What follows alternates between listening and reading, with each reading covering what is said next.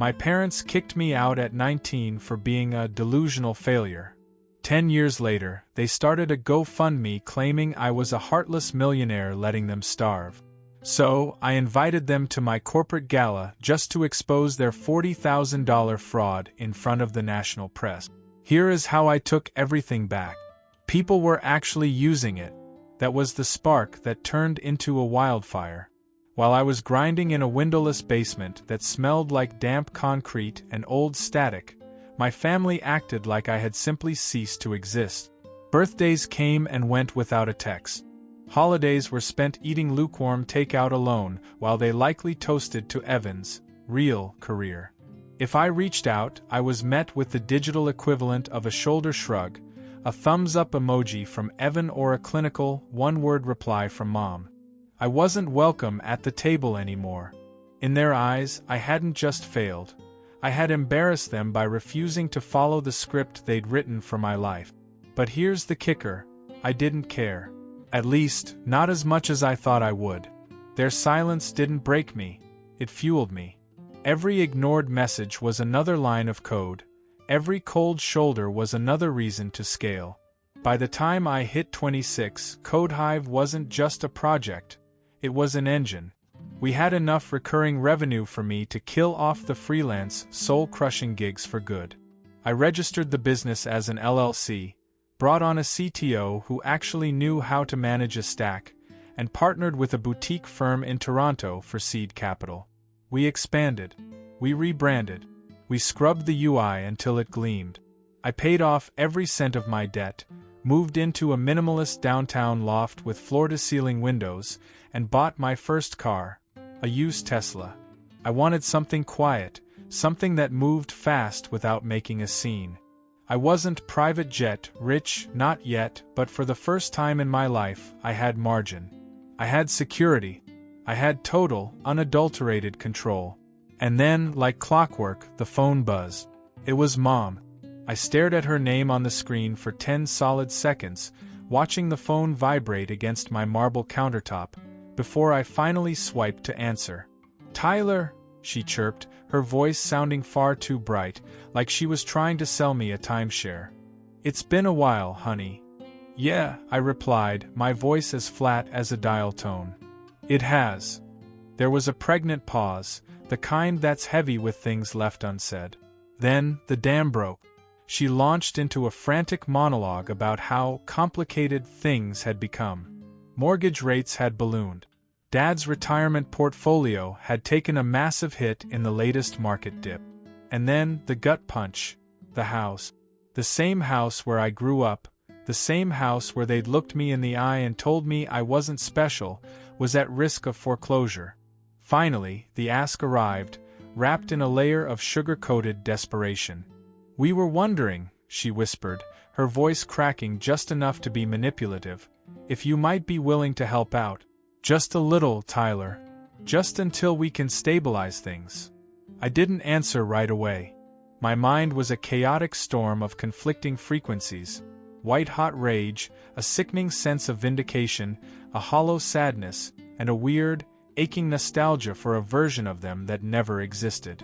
I closed my eyes and could see that kitchen. I could smell the overcooked lasagna. I remembered being 19, sitting at that worn wooden table, begging for $5,000. I hadn't even asked them to believe in my soul. I had asked them to bet on a business. And they hadn't just said no. They had laughed. They had mocked me like a toddler waving a crayon drawing in a boardroom of executive. I took a slow, deep breath and said the only thing that wouldn't give them immediate satisfaction: "I'll think about it." Then I hung up. I didn't need to think. I already knew what I was going to do. I wasn't going to send them a wire transfer to save their precious reputation. I was going to send them a message, one that would burn itself into their memories forever. I had the perfect plan, a piece of poetic justice so precise it felt like destiny. But before I get to that, you need to understand how toxic the atmosphere became. You need to know how fast the loving parents' act dropped once they realized I wasn't immediately opening my wallet. They started playing the victim in every family circle, painting me as the ungrateful tech mogul who abandoned his blood. Evan got involved, sending me essays about family duty, while secretly asking for a job. Things spiraled into a black hole of full-blown manipulation and gaslighting. They tried to tear down what I'd built again, claiming I owed my success to the roof they'd provided me before kicking me out. This time, though, I wasn't a skinny kid with a broken laptop. I was ready for them. I was ready to watch them collapse under the sheer weight of their own entitlement. I was ready for the long game. I didn't hear from them for about a month after that first call. They must have assumed I was caving, that the years of distance had softened my edges, and that I was still that same people-pleasing kid they'd raised to stay in line. They were dead wrong. I let the silence simmer. I let them stew in the uncertainty of their own mounting bills. I wanted them to reach out again.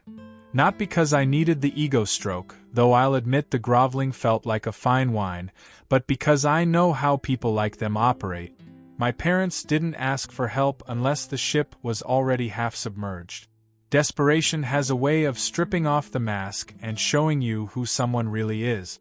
Sure enough, the second call came. This time it was Dad.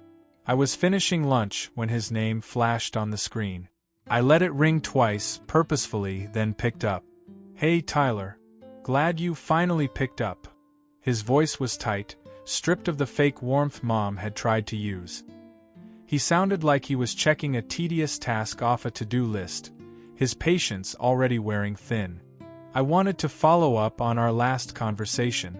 "I take it you've had time to think." "I have," I said, leaning back in my chair and looking out at the city skyline. "And I'm still thinking." The silence that followed was heavy and familiar. It was the exact same silence I used to get when I brought home an A- on a math test. The silence that screams, "You aren't good enough," before a single word is even spoken. Only this time, I wasn't the one waiting for approval. I was the one holding the pen. They weren't just looking for a bailout. They were treating my life like a PR campaign for their own great parenting. In their twisted narrative, I wasn't a human being who had bled and sweated to survive their neglect. I was a finished product, a trophy they wanted to display on their mantle. My story was being rewritten as a chapter in their book, and it only got more nauseating from there.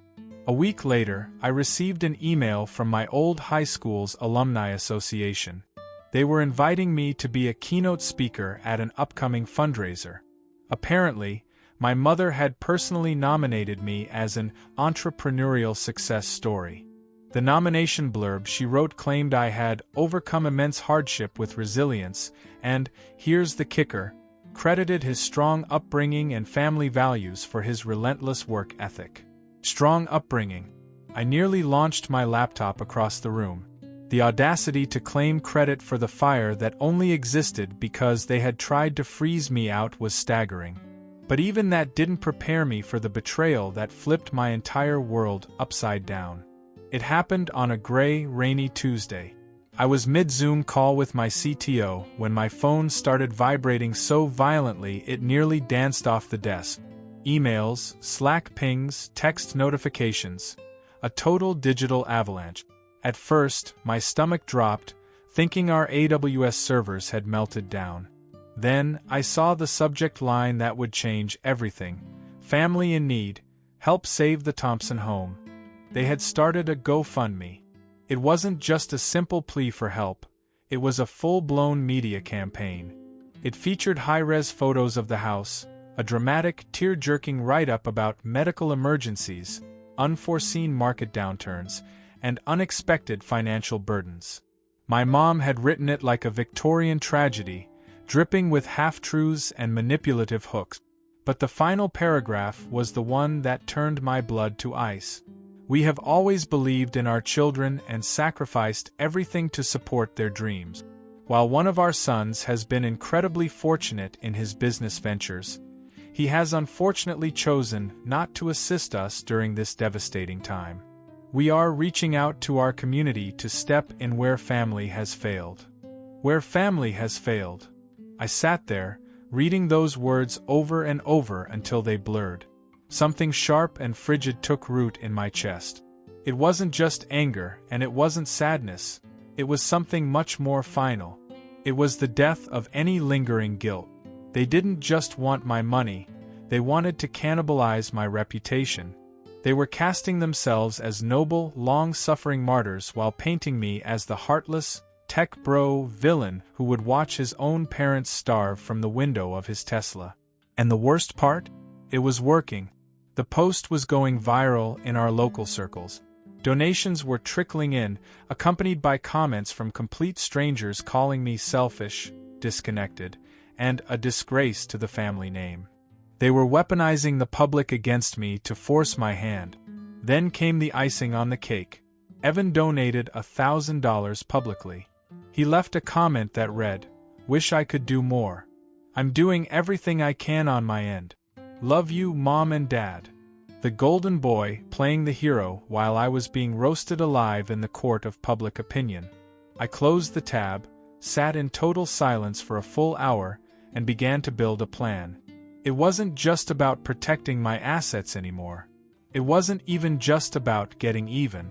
It was about making sure they never had the power to do this to me, or anyone else, ever again. But before I could even execute my first move, they pulled a final stunt. A move so calculated, so cold, it made the GoFundMe look like child's play. I used to think the worst thing they could do was ignore me or treat me like a disappointment. I was wrong.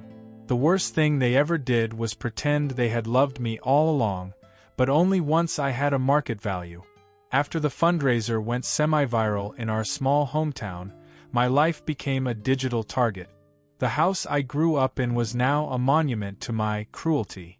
Former church members called me a disgrace. Classmates I hadn't spoken to in a decade slid into my DMs just to call me arrogant. One girl I barely remembered from sophomore year sent a screenshot of the fundraiser with a snarky message. "Wow, hope your Tesla is comfy while your parents lose their roof." The shame didn't get to me, but the realization did. Success, the very thing they told me to grow up and achieve, didn't earn me their respect. It only made me a natural resource to be mined, squeezed, and leveraged. 1 week later, a plain white envelope arrived at my loft. No return address.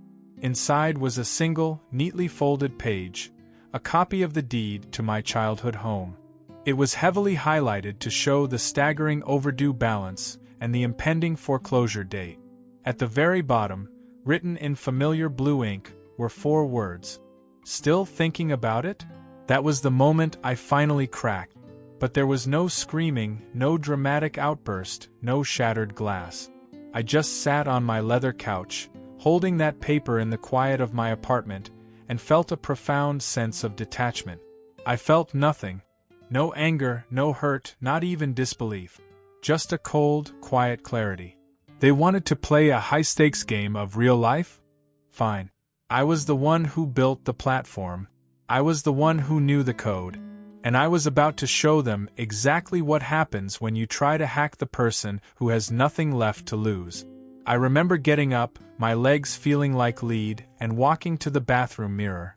I stared at my reflection for a long time under the harsh, flickering fluorescent light.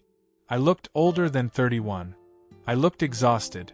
Not the "I just pulled an all-nighter to push a build" kind of tired, but a soul-deep fatigue from carrying the weight of an invisible war. I was battling people who were supposed to be my sanctuary, people who were supposed to love me without a price tag attached. And then I did something I hadn't done in years. I sat back down and opened a hidden folder on my encrypted hard drive labeled "Personal." It was buried under layers of technical documentation and boring tax filings. Inside were the digital ghosts of my past. There was a photo of me at 17, hunched over in the garage, sitting on literal milk crates because we didn't have an extra office chair. I was surrounded by a sea of neon sticky note. In the background of the shot, a crude sketch was taped to the wall. Code High version 1.0. Dream. Build. Share. I felt a ghost of a smile tug at my lips. That version of me was starving, literally and figuratively, but he had this raw, untainted belief that if he just built something good enough, he would finally be enough. For them. For the world. For himself. I closed the laptop and sat in the pitch-black room until the city lights outside began to dim. That night, I went scorched earth. I deactivated every single one of my personal social media accounts. LinkedIn, Instagram, and even my beloved Reddit, gone. I sent a crisp, one-line memo to my PR agency. Pause all press, partnerships, and public appearances for 30 days. No exceptions. I told my assistant to cancel every podcast, interview, and keynote. I disappeared. Not from the world, but from their world. I needed to rebuild, and for the first time, I wasn't talking about a tech stack. I was talking about my own psyche. For the next few months, I pulled back from the hustle. I delegated the daily operations to my CTO and began the slow process of decompressing. I started going on long walks without my phone, letting the silence ring in my ears. I meditated. I took solo trips to Paris and Kyoto. I even spent 2 weeks in a remote cabin in northern Alberta, where the only signal was the wind through the pines and nobody knew what a series was. At first, the withdrawal was brutal. I felt twitchy, like I was falling behind, like the world would simply delete me if I stopped feeding the algorithm. But then, the static cleared. I started journaling in a cheap, $5 spiral notebook I bought at an airport. I wrote down every time I felt like a failure. Every time I heard my mother's voice echoing in my skull, telling me to grow up. Every time I saw my father's eyes roll when I mentioned server load balancing. Eventually, those voices started to fade. I realized they weren't mine. They were just echoes I'd been carrying like luggage I forgot to claim at the carousel. I reread old, desperate emails I'd sent to VCs, dripping with nervous hope. I looked at old GitHub commits where I'd left comments like, "Please work. Please work. Please." I remembered the smell of the instant noodles in that moldy basement. Slowly, a dangerous new feeling took hold, pride. Not in the valuation of my company, but in the kid who never stopped believing when everyone told him he was delusional. That man didn't owe anyone a damn thing. 3 months into my digital detox, my phone buzzed. It was Nadine, my lead counsel and one of the few people who had my private burner number. She handled my contracts and the occasional cease and desist for copycat.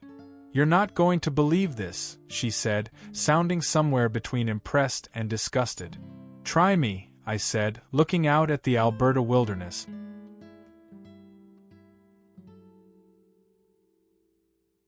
"Your parents are trying to trademark the name Codehive. They filed it last week through a Shell LLC registered to an Evan Thompson. Same residential address as your parent.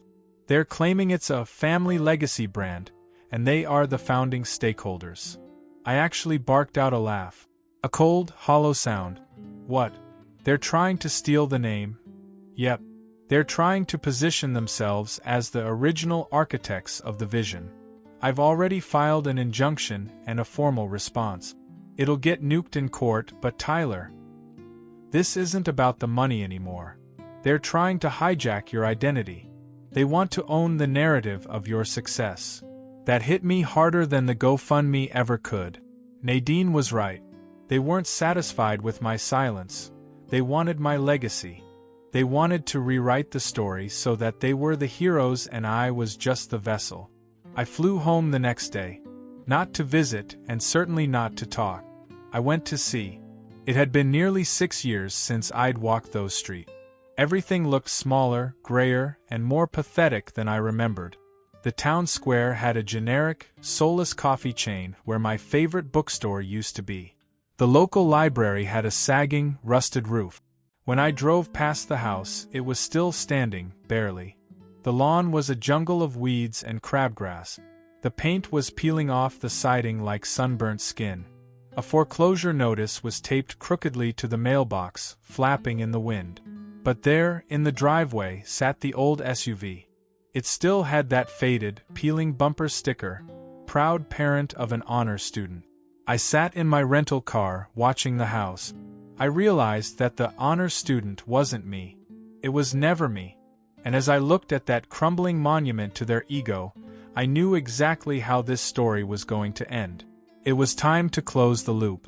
Would you like me to write the final confrontation where Tyler reveals his plan and settles the score once and for all? That part almost made me laugh. It was the peak of irony, a faded sticker on a rusting SUV, clinging to a version of me they had tried to smother. I parked my rental a few houses down the street and just stared at that structure. No one came out. No movement behind the glass. Just the soft, rhythmic sway of broken blinds in the upstairs window, like the house itself was gasping for air. I didn't knock. I didn't send a "I'm outside" text. I just stood there on the cracked pavement until the sun dipped low enough to swallow the entire property in shadow. I realized in that moment that I didn't need anything from them. Not the approval I'd craved at 19, not a cinematic closure, not even a tearful apology. I was already whole, but I was still going to respond. I was going to respond on my terms, and the timing was poetic.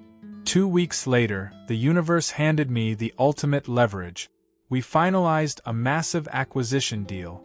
A European tech conglomerate didn't just want CodeHive, they wanted the soul of it. The talent, the pipeline, the very infrastructure I'd coded in that moldy basement. It wasn't a sellout, it was a level up. I retained full creative control, a massive chunk of equity, and was named Chief Innovation Officer for their entire US branch. I was officially playing in the big leagues. I celebrated with the people who actually mattered. I flew my core dev team in from Sao Paulo and Warsaw, renting a sprawling beach house for a week of pure, unadulterated victory. We drank vintage champagne at sunset, played high-stakes poker until 3 a.m., and toasted to the weird little app that could. These people were my real family, the ones who saw the vision when it was held together by duct tape, caffeine, and raw ambition. But the pro-revenge part of my brain wasn't finished. I had one final card to play. It wasn't a lawsuit or a public dragging. It was a simple, surgical message. I wanted a moment that would haunt them, a message they would see every time my name popped up in a Google alert or every time a neighbor asked, "Hey, isn't your son that big-shot entrepreneur?" I sat down and wrote it by hand. No company letterhead, no fancy CEO seal. Just a single sentence on crisp, heavy white stationery. If only you'd invested in me like I asked. Oh well. I tucked it into a standard, unassuming Hallmark card that featured soft blue cursive reading, "Thinking of you." I didn't enclose a check. I didn't provide a return address. I just licked the envelope, stamped it, and dropped it in the mail. Then, I went back to building my empire. This wasn't about burning bridges anymore. It was about acknowledging that the bridge had already collapsed and I had built a jet instead. Of course, they couldn't just let it go. When they finally realized what that card symbolized, the sheer magnitude of what they had missed out on by being petty, they made their final, most desperate move. It was so shameless it forced my hand on a decision I'd been dodging for years. The card landed like a thunderclap in a library. For a week, there was nothing. Then 2. Then nearly a full month of total, eerie silence. No frantic calls, no "I'm disappointed" texts, no dramatic Facebook statuses or guilt-tripping voicemails. For a fleeting second, I thought they'd finally grown a conscience. I thought they realized the version of me they could manipulate had died a long time ago. I should have known better. My parents only go quiet when they're reloading. It started with a voicemail from Evan. His voice was tight, vibrating with a flat, suppressed rage. "Really classy, man. Real mature. You think you're so clever with your little notes? Fine. Just remember, Tyler, you started this." Then the legal harassment began. I received a letter from some bottom-tier lawyer in our hometown claiming my parents had co-signed a small loan for educational expenses in my name back in 2013. They were demanding immediate repayment with 10 years of fabricated interest. It was complete nonsense, a baseless, desperate lie that my accountant disproved in about 30 seconds, but it was designed to be an irritant, a mosquito bite on my success. Then came the spiritual guilt. I got a handwritten letter from Pastor Dale at their church. He expressed his deep disappointment in how I had abandoned the values I was raised with. He suggested that, in the spirit of healing, I should consider a massive donation to the congregation's youth program. Healing. They wanted to heal the rift by using me as an ATM. The final straw, however, was the local newspaper. It was a tiny publication, maybe 3,000 readers tops, but the headline felt like a splinter under my fingernail. Empty nest, full regret. Parents of tech millionaire face foreclosure while son lives in luxury. The article was pure emotional bait.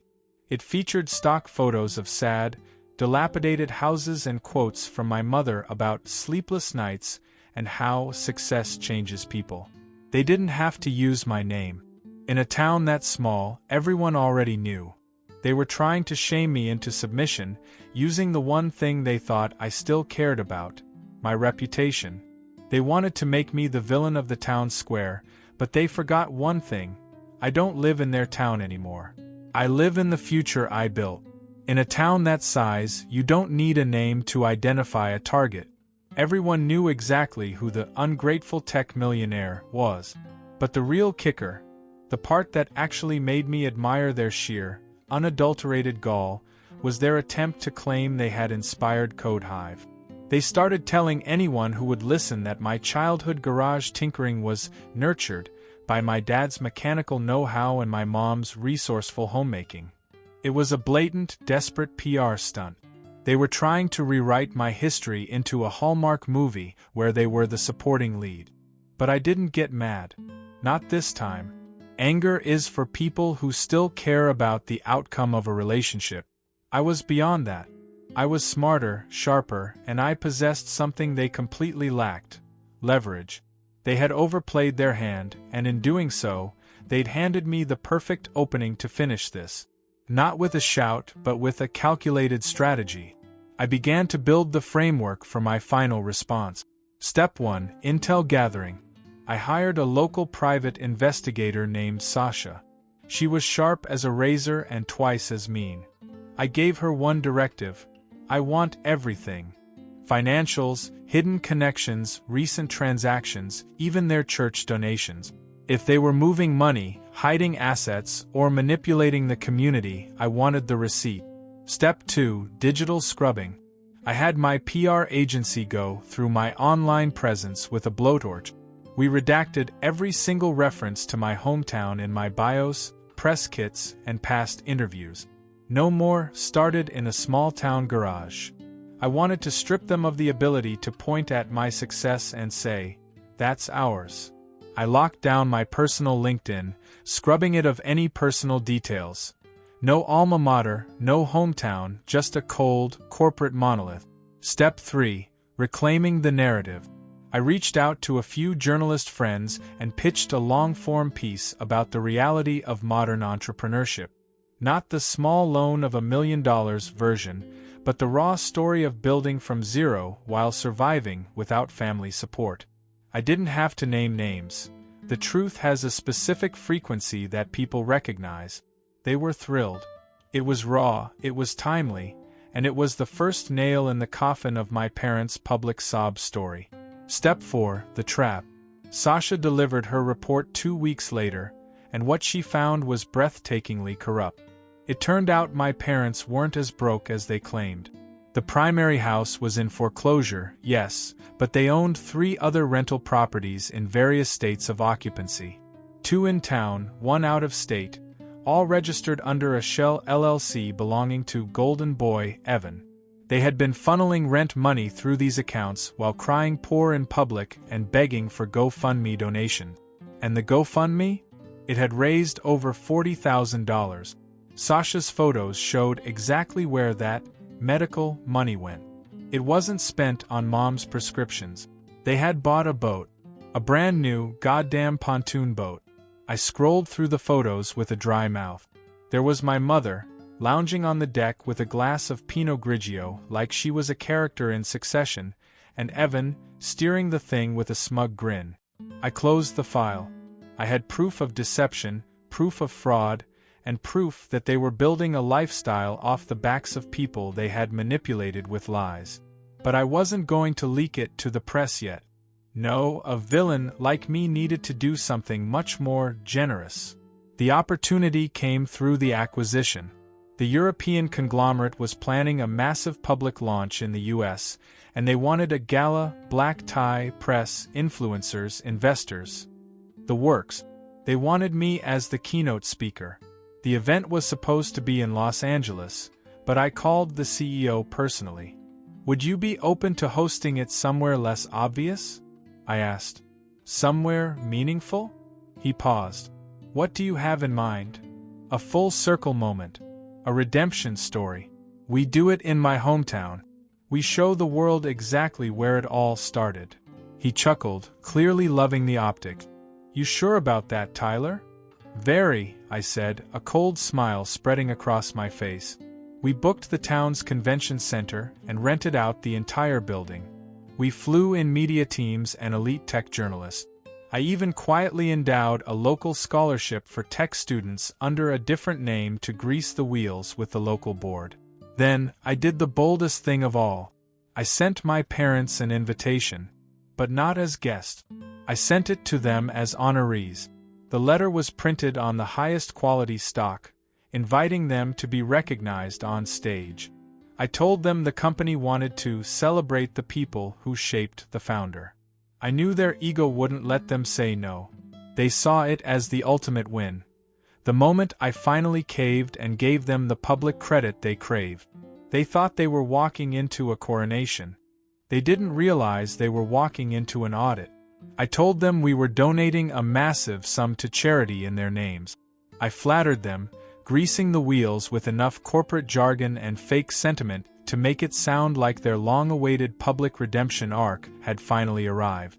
Evan, ever the opportunistic vulture, responded within 3 hours. He didn't ask how I was. He asked if there would be press coverage. When I told him there would be plenty, he was all in. The night of the gala arrived with the heavy, electric tension of thunderclouds rolling in before a catastrophic storm. The convention center was transformed. Flashy lights crisscrossed the ceiling, champagne towers glittered like liquid gold, and the room was a sea of designer suits and expensive perfume. We had packed the hall with the heavy hitters. Founders, high-level developers, international journalists, and hungry investors, all buzzing about the next big thing in digital infrastructure. My parents showed up 30 minutes early, desperate to soak up the reflected glory. My mom wore a navy blue dress that screamed respectable matriarch, complete with silver earrings that caught every light. My dad wore a suit that was clearly a few years old and didn't quite fit his frame anymore. Evan trailed behind them like a smug chaperone, already eyeing the open bar and acting like he owned the place. I greeted them with a smile that was surgically precise but didn't reach my eyes. "Glad you could make it," I said, the words smooth and hollow. "You look good, Tyler," my mom said, her eyes already scanning the room for cameras. "All this, it's amazing. All of this is for you." "It's for the story," I corrected her quietly. "What story?" she asked, tilting her head with a practiced look of motherly pride. "You'll see." They had no idea. They thought they were the guests of honor. They didn't realize that every high-definition camera in that room was about to capture the exact moment I reclaimed my life. But just as I was preparing to take the stage, the universe threw one last curveball. My assistant, Sarah, rushed up to me, her face pale and her eyes wide with genuine panic. "Tyler, you need to see this," she whispered, her voice trembling as she held up her phone. It was a link to a brand new video posted barely an hour ago. The title was a masterclass in clickbait. "My son is a tech millionaire and he's trying to erase us." The thumbnail was a weepy, high-contrast close-up of my mother holding a microphone. I hit play, and the noise of the gala faded into a dull roar as my blood ran cold. I stood there, frozen. The screen showed my mother, Janice Thompson, seated on a folding chair in a dingy church basement. She was surrounded by a small audience: Pastor Dale, some elderly church regulars, and my old 8th-grade science teacher. She had a crumpled tissue in her hand, performing for the lens. "We did everything for that boy," she sobbed into the mic. "We sacrificed our own retirement, our own comfort, just to give him a stable home. And now? Now that he's a millionaire, he's embarrassed by us. He cut us off. He won't even pick up the phone. He's rewriting history, telling lies that we were cruel, that we never supported him. And now he's throwing this big, fancy party in town. And well, I guess we aren't even invited." She let out a pathetic sniff. "I don't want his money. I just want my son back." The video erupted in sympathetic murmurs and applause. The camera panned to the back of the room where Evan stood, arms folded, looking like a stoic martyr. It hit me then. The timing was lethal. This wasn't just a breakdown, it was a premeditated strike. They had dropped this testimony right before my keynote, hoping it would catch fire on social media before I could open my mouth. They wanted to force me into damage control, to make me look like a cold-hearted EITA villain on my own night of triumph. They wanted to corner me, thinking I'd be too afraid of the bad PR to fight back. I exhaled slowly, the coldness in my chest hardening into diamond. The old Tyler, the 19-year-old kid who just wanted them to love him, might have canceled the speech. He might have panicked or walked out the back door to hide. But I wasn't that kid anymore. I handed the phone back to Sarah. "Keep the recording going," I said. I walked toward the stage. As I stepped into the spotlight, the house lights dimmed. The chatter died down to a respectful hush. I stood there in a fitted black suit, no tie, just a sleek mic clipped to my lapel. Behind me, a massive 40-foot screen displayed the Code Hive logo in a soft, pulsing white. I began slowly, my voice steady. "Good evening, everyone. Thank you for being here." There was a round of polite, expectant applause. I wasn't sure if I'd ever speak publicly about the origins of this company. I continued, pacing the stage slightly. "But I've learned something vital over the last decade.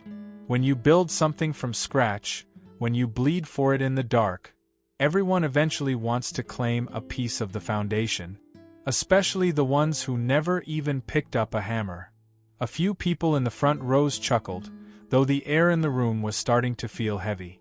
"I'd like to tell you a story," I said. "A real one." And so I did. I didn't yell, and I didn't launch into a bitter rant. I delivered it like a narrative, a clinical, heart-wrenching, and undeniably true account of the moldy basement, the signed rent contracts at 18, the mockery of my schemes, and the final, crushing no when I asked for a $5,000 bridge. I saw my parents in the front row, their faces shifting from smug anticipation to frozen horror as the room realized exactly who I was talking about. This wasn't a thank you speech, it was an autopsy of their betrayal. I stood on that stage, the heat of the spotlights pressing against my skin like a physical weight. I spoke about what it actually felt like to be 19 years old, sitting at a dinner table and being laughed at for having a vision.